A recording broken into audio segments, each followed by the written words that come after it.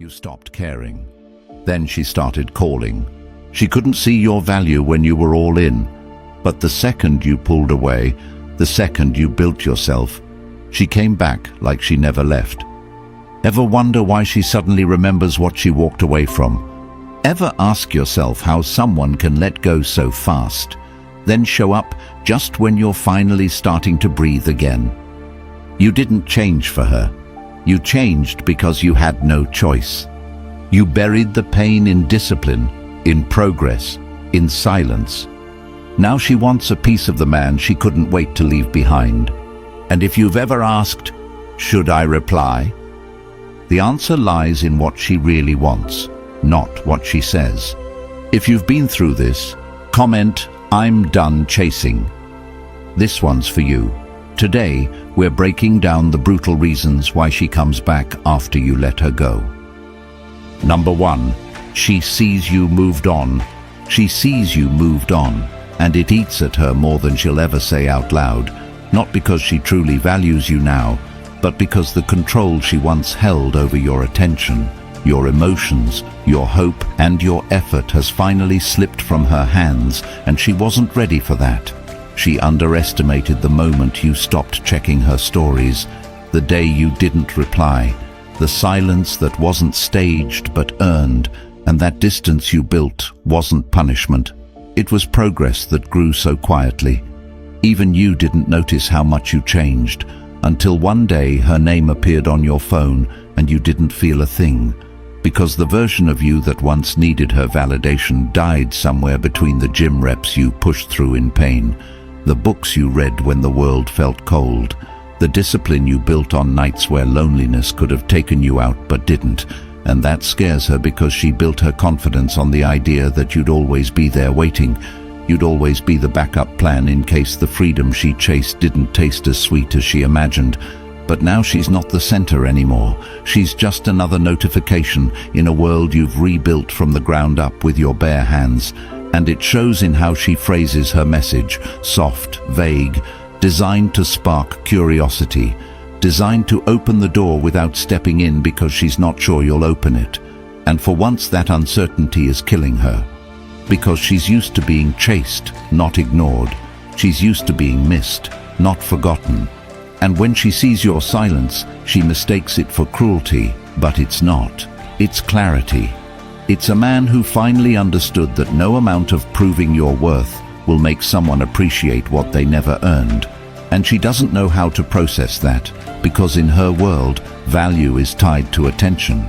So when your attention disappears, she assumes your value disappeared too. Until she looks again and realizes you didn't fade, you elevated, and now she can't look away. She zooms into your progress trying to find traces of the man she knew, but she can't because he's gone. And what she sees now is someone she can't manipulate with breadcrumbs. Someone who doesn't light up at every tiny bit of effort. Someone who stopped needing closure, who stopped needing to be seen, who just lives and moves with peace so loud it drowns out the past. And that peace didn't come from pretending you're okay. It came from becoming okay, from realizing that your value isn't determined by who stays, but by how you carry yourself when they leave. And when she sees you moved on, she's not mourning the relationship. She's mourning her influence, her ability to pull you back into conversations that don't serve you, to pull you back into a dynamic where you doubt yourself so she can feel sure about herself. But that dynamic is dead because you put it to rest, not with a goodbye but with action, with discipline, with choices that didn't involve proving anything to anyone but yourself. And now the version of you she returns to doesn't need her to understand him, doesn't need her to agree, doesn't need her to stay. And that is the rarest version of you that she has ever seen, a version that makes her question everything, because it was never about getting you back. It was about seeing if she still had the power to, and when she realizes she doesn't, that her voice doesn't reach you anymore, that her absence didn't break you but built you, she's faced with the reality that some people don't pause their life when someone walks out. Some rebuild it better, and that's you. Because when she sees you moved on, she's not seeing a man who found someone new. She's seeing a man who found himself, who didn't collapse when the one he wanted left, but instead rose. And in that rise, she's confronted with a truth she never planned for.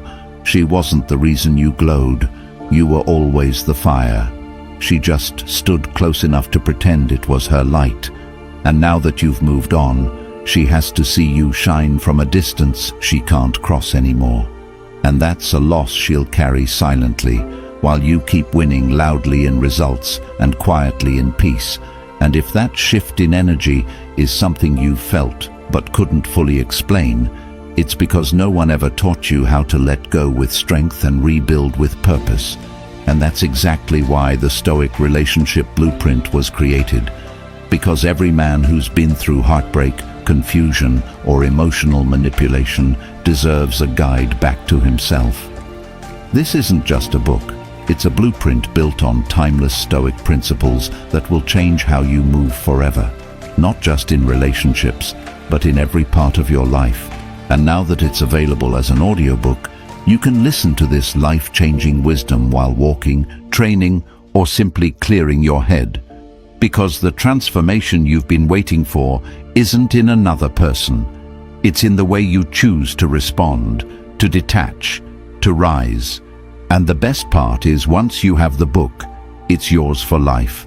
Yours to revisit anytime you need strength, clarity, or a reminder of what you're really worth. So if you're ready to stop repeating cycles and start leading your life with discipline, power, and peace, the link is waiting for you in the comments. Tap in, reclaim yourself, and never look back. Number 2. She misses the attention. She misses the attention not because she truly values you as a person, but because she values the role you played in propping up her identity. Her self-worth was tied to how much of yourself you gave away without her having to earn it. And when you pulled back, she didn't feel the absence of love. She felt the absence of control, because to her your attention was a mirror. She stared into to feel good about herself, not a bond she respected. And now that it's gone, she feels less important, not just to you, but to herself. Because when you were giving everything, your time, your energy, your thoughts, your care, she didn't value it. She expected it. She normalized being the center of your world while offering the bare minimum in return. And when that supply line was cut off, she wasn't ready. She thought she could walk away and still live rent-free in your mind while exploring options, playing games, chasing excitement that didn't demand accountability. But what she didn't expect was your silence to be real, your healing to be genuine, your progress to be sustained. And that shook her, because most people don't stay gone when love gets hard. They fold, they beg, they chase. But you didn't. You stood up. You faced the emptiness and filled it with growth and clarity, and late nights turning into early mornings, where you rebuilt the version of yourself that didn't need outside validation to feel whole. And now she sits staring at a phone she used to have power over, rereading conversations you've already deleted from memory, scrolling your profile, wondering when the shift happened, wondering how she lost her place without realizing she gave it away. And the truth is, you didn't take anything from her. You just stopped feeding a cycle where you were always the giver, and she was the beneficiary of your kindness, your patience, your empathy. And now that space feels cold to her because her ego was fed by your devotion, and now it's starving. And in that starvation comes the illusion of love. She convinces herself she misses you, but what she misses is who she got to be when you were around. Worshipped, chased, prioritized, forgiven. And she wants that back. Not because she wants to give anything in return, but because attention has become her comfort drug and you were her dealer, always available, always loyal, even when it hurt you, even when it made you question yourself. You kept showing up for someone who didn't show up for you. And when that dynamic broke, she didn't reflect. She just panicked, because people don't change because they hurt you. They change when they can't use you. And now that she can't use your attention to soothe her insecurities, she reappears not with apology, but with curiosity. She wants to test if you're still available, still soft, still waiting. because your attention was the free reward she got for doing the bare minimum, and she wants to know if the price has changed. But now it has. Your attention is earned, your energy is sacred, your presence is reserved for those who pour back. And she can't comprehend that shift, because the version of you she knew would have replied within minutes, would have dropped everything for her comfort. But that version of you is gone, and she hates that, because now she's not sure where she stands. And when people don't know where they stand with someone they once controlled, it drives them crazy. And in that madness they tell themselves stories like, maybe you still care, maybe you're just angry, maybe you're playing games. But the truth is, you're done, not out of bitterness, but out of wisdom, because you finally understand that attention is the currency of power, and you gave it away too easily, and now you guard it, not like a weapon, but like a treasure. And anyone who wants it has to prove they're not just taking, they're giving too. And if you want to make this shift permanent, if you never want to fall back into the trap of giving your light to people who walk in and out as they please, then start by understanding this. Your attention must serve your vision, not their comfort. And every time you respond to someone who took you for granted, you set yourself back, not because they're evil, but because you're still anchoring your value to their recognition. So stop. Build a life where your presence is felt whether you're online or not. Build habits that make you proud in private. Say no to people who only show up when it benefits them. Train your mind to see red flags not as challenges, but as stop signs. And don't negotiate your peace to be noticed. Let them miss you, let them wonder, but you stay focused, stay building, stay cold where it matters, and warm where it's deserved, because your attention isn't a tool for their ego. It's a reflection of your focus. And once you direct that inward, nothing outside of you can break what you've built. Number 3. She regrets losing control. Control doesn't always look like screaming or gaslighting or ultimatums. Sometimes it wears a soft voice and delayed replies and vague words like, "I need space," or "I'm confused." Sometimes it looks like pulling you close, then pushing you away just to see how much you'll crawl. Sometimes it's disappearing just to check if your loyalty is stronger than her inconsistency. And when it stops working, when your responses change, when you stop showing up the same, that's when regret creeps in. Not the kind born from love lost, but the kind rooted in losing power. Because for too long you gave her all your best pieces while she tested your patience like it was disposable. You tolerated silence, excuses, half-effort, and still treated her like a queen, hoping she'd see the king in you. But she didn't. She saw someone she could mold, bend, and shape into an emotional sponge who soaked up every insult and still called it connection.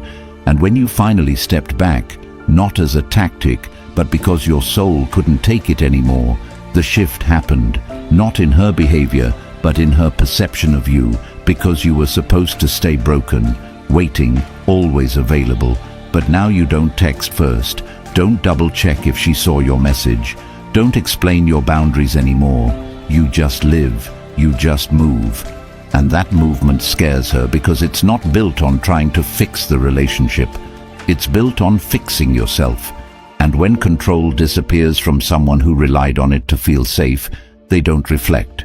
They react, they reappear, not with honesty, not with apology, but with confusion disguised as curiosity, a message that looks innocent but is designed to pull your focus back onto her.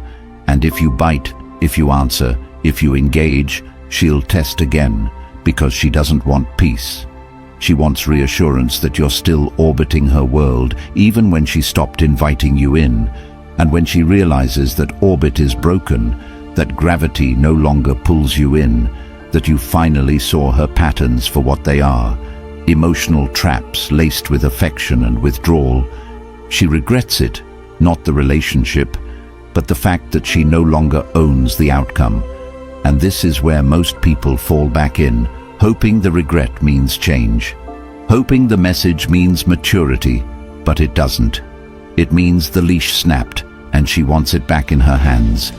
But you've changed, not because you got lucky, but because you chose to see clearly, chose to listen to the silence not as a punishment, but as an invitation to reflect, chose to face the nights alone instead of reaching for someone who only loves you when it's convenient. And if you're still in that space where you're tempted to respond, remind yourself how many times you gave everything and were still told it wasn't enough. How many times you were made to feel like your love was a burden, not a gift. How many times you sat in confusion while she danced with freedom and still expected you to stand still. That wasn't love. That was leverage. And once she lost it, the regret came not from losing you, but losing the ability to shape you.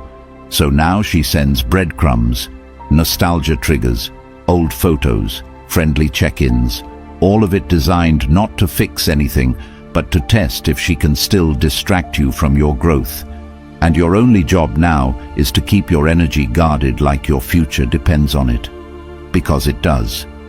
Every message you reply to from the past delays the version of you you're building, and if you want to keep the progress you fought for, the clarity you earned, you have to stay grounded in reality, not emotion. Because emotion is what made you tolerate confusion for love. Reality is what set you free, and in that freedom you find peace, strength, and the unshakable truth that anyone who regrets losing you but never valued keeping you was never yours to begin with. They were just passing through, and now they can watch you walk, not with bitterness but with power, not with hate but with distance. And that distance is the boundary that protects everything you've become, because when someone regrets losing control, they don't regret the pain they caused you. They regret losing access to your response. And when you stop responding, you start becoming. And in that becoming, there's no place for confusion dressed as love. Number 4. Your distance feels like rejection. Silence that once meant peace now feels like punishment to someone who thrived on your reaction. And distance that came from healing feels like rejection to someone who never expected you to outgrow the chase. Because losing attention is never easy for someone who believed your energy was infinite and your patience was permanent, not realizing that the calm that follows clarity is often confused with cruelty by the ones who mistook your presence for permanence. And now, the very absence that protected your peace triggers every insecurity that once hid behind her confidence, and no explanation is necessary when actions have already spoken louder than words ever could, because nothing hits harder than being ignored by the same person who once answered without hesitation. And it's not the loss of love that stings. It's the realization that the person who once gave everything now gives nothing, not out of anger but out of evolution, because what once required your time now only deserves your distance.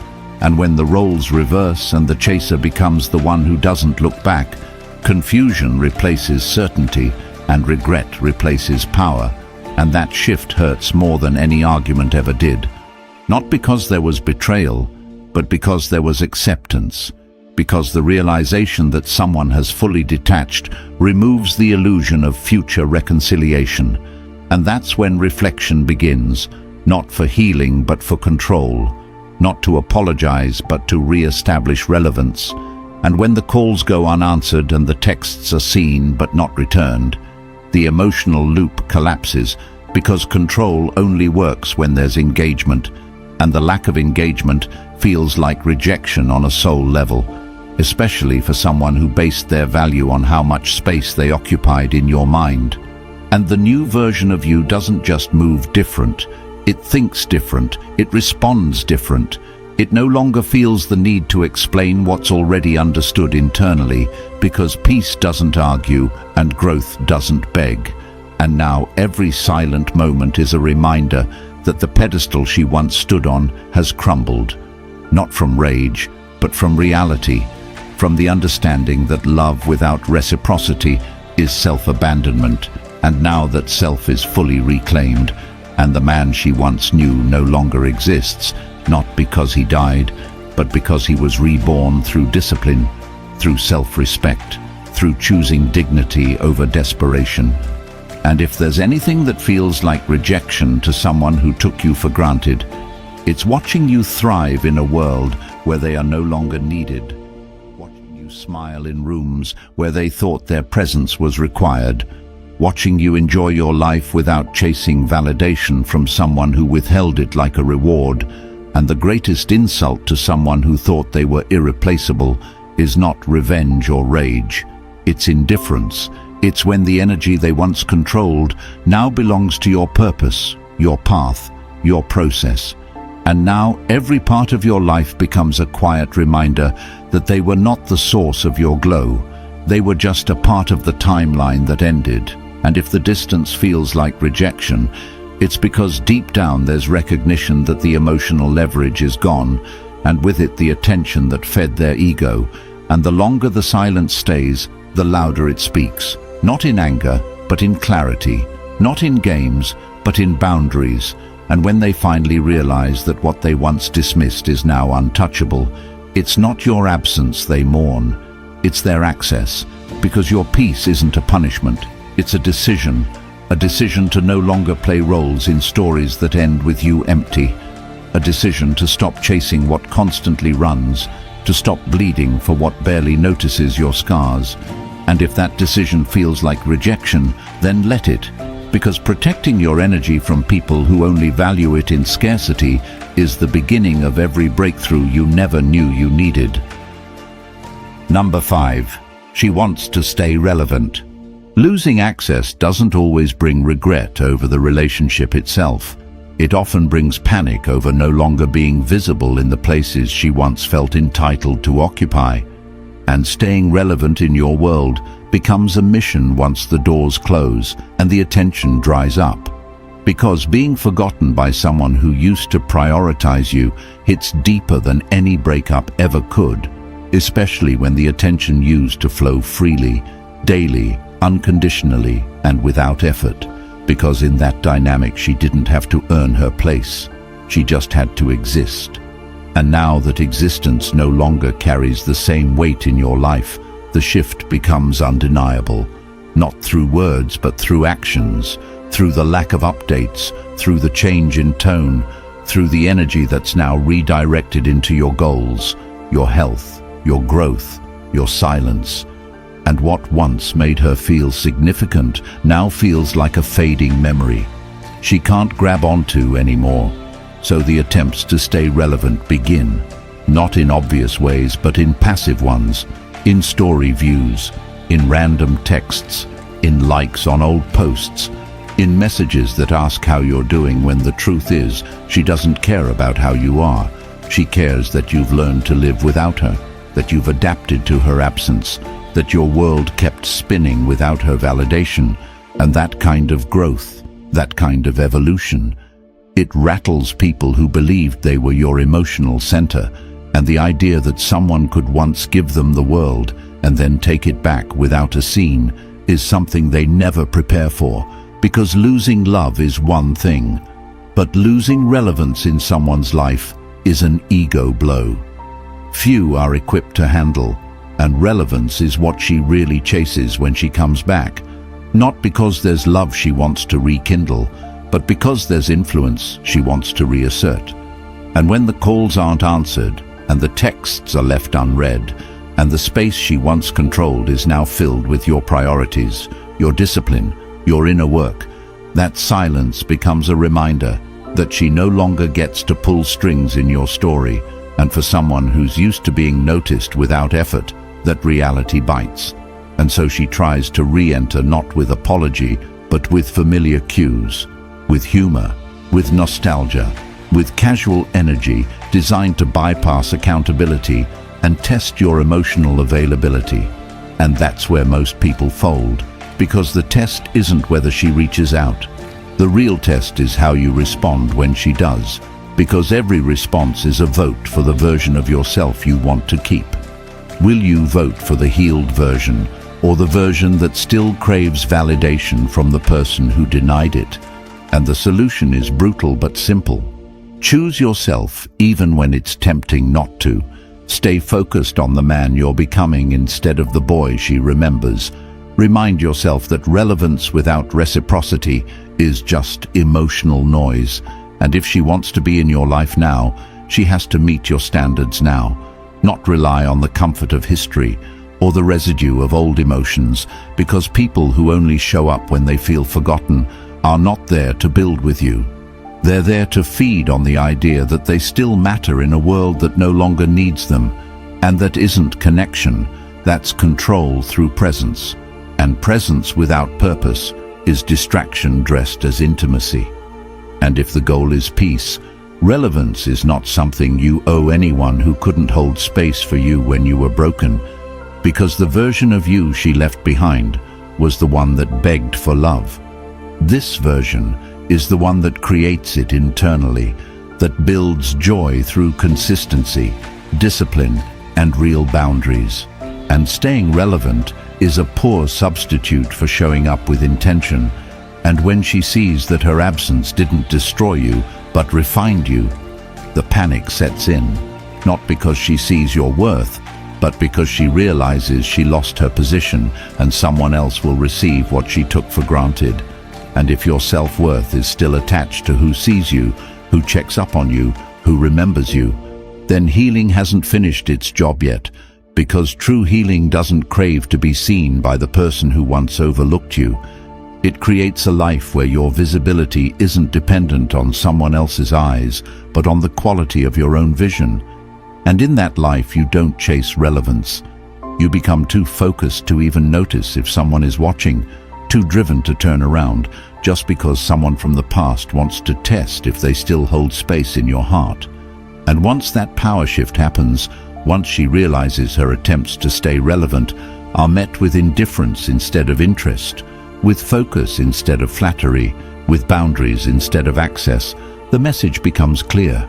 Not through words, but through who you are now, and who you are now doesn't need to prove anything to anyone who only values you when your absence becomes louder than your presence ever did. Number 6. You're winning without her. Winning without her isn't about revenge or trying to make her jealous or playing some emotional chess game to get the last word. It's about realizing that healing doesn't have to be loud to be powerful. It doesn't need an audience to be real, and progress that starts in silence speaks louder than any message you could ever send, because there's nothing more magnetic than someone who no longer performs for validation, someone who doesn't move to be seen, but moves because standing still is no longer an option. And the moment life forces that shift, when the pain breaks your patterns and forces you to look inward instead of outward, that's when everything starts to change. Not immediately, not perfectly, but permanently. And the day you stop explaining yourself and start applying yourself, she begins to feel what she never expected. The reality that the version of you she dismissed now exists beyond her reach, and every small win, every early morning, every rep in the gym, every book you finish, every task you stay consistent with, every time you sit with the discomfort and choose growth instead of escape is a victory she can't undo, because she thought she could leave and you'd stay stuck, that she could exit and you'd wait frozen in emotional limbo, that you'd pause your becoming just in case she ever wanted to return, but you didn't. And that quiet decision to evolve instead of entertain her confusion is what shifts the power forever. Because now she's not watching a man who's chasing, she's watching a man who's becoming, and becoming isn't cute, it's not flashy, it's uncomfortable and lonely and thankless at times, but it produces something rare, peace that doesn't depend on another person's presence, and confidence that doesn't come from being chosen, but from choosing discipline daily even when no one claps. And when that consistency compounds, it reflects in your energy, in the way you speak, walk, think, respond, and even in what you no longer tolerate. And she sees it not through conversations, but through what you no longer react to, what you no longer reach for. And that indifference speaks louder than any silence ever could, because it's not cold, it's clear, and clarity doesn't beg, it builds. And now the life you've built doesn't have a spot reserved for someone who only valued you when it was convenient, because your days are full now, not with distractions but with design. And you don't need external drama to feel alive, because your purpose breathes life into your schedule, into your actions, into your momentum. And every time she checks your page or hears about you through someone else and realizes you're not just okay, you're thriving, it's not your smile that bothers her, it's the peace behind it, the peace she never gave you, the peace she may have even interrupted. And now that peace is your standard, not a phase. And that's when the regret sets in. Not because she wants to build, but because she wants to matter again. And when she realizes that your life has no space for people who don't bring value, who don't protect your energy, who don't match your standards, she either levels up or backs off. But either way, you don't change your direction to accommodate someone who once saw your love as replaceable. Because the man who truly wins is the one who never stops moving forward, even when he's tempted to look back. And if there's one truth that stings more than being ignored, it's being forgotten in a life that was once built around you, and now that life is built for something greater, for purpose, for peace, for power. Not the kind that dominates others, but the kind that doesn't waver when distractions come knocking. Because every goal you set and follow through with is a vote for the new you. And every time you honor your priorities over nostalgia, you reinforce a version of yourself that doesn't break just because someone reappears. And if the aim is to win, really win, then stop waiting for apologies and start working on alignment, because the right people don't need to be chased. They choose you because they see your focus and respect it. And those who don't see it never deserved your energy to begin with. So let the past stay in the past. Not because you hate it, but because you outgrew it. And growth is the ultimate win. It doesn't scream or post or prove. It just walks past what used to destroy it, with a calm so steady it leaves no room for confusion. And the life you're building now, the one where your peace is your priority and your standards are non-negotiable, that life is your reward. Not because she left, but because you didn't stay where you weren't seen. And that decision to walk forward without needing to be understood, praised, or acknowledged is what makes you unstoppable. And when she sees that, when she truly sees that, she'll know she didn't lose the old version of you. She lost access to the evolved one. And that's a loss she'll carry silently while you keep winning loudly in results and quietly in peace. You already know the truth. She comes back when she no longer controls you. But the real power is making sure you never hand that control over again. And that starts with reprogramming everything this world taught you about your value as a man. Because society thrives on you staying lost, emotional, easy to manipulate, and the last thing it wants is for you to discover the strength that comes from mastering your emotions and walking away with peace in your chest and purpose in your steps. And that's why the Stoic relationship blueprint exists, filled with timeless principles that will shake you awake and show you exactly how to rebuild into the kind of man who never chases chaos again. And now that it's available as an audiobook, you can feed your mind with real wisdom while walking, jogging, or building yourself in silence. The link is in the comments. Grab it now, hit like, subscribe, and comment, "I choose discipline," if you're ready to stop losing years to games and start living with power that no one can take from you.